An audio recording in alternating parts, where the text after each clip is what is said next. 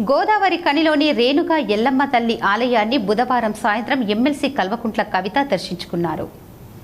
గోదావరికని పట్టణంలో నూతనంగా నిర్మించబడిన మంగళవారం ఎల్లమ్మ బోనాలను జరుపుకోగా బుధవారం గోదావరికని పట్టణంలో పర్యటించిన ఎమ్మెల్సీ కవిత గౌడ కులస్తుల కులదైవం రేణుకా ఎల్లమ్మ తల్లి ఆలయానికి విచ్చేయగా గౌడ కుల సంఘం పెద్దలు కవితకు ఘన స్వాగతం పలికారు.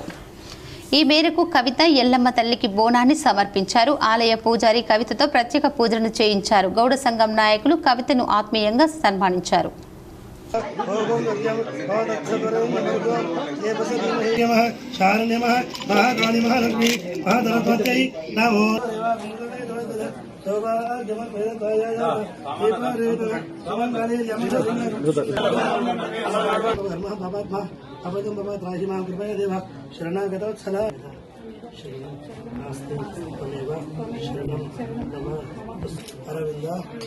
अर्पणम् अस्तु इदं फलम् मया देव।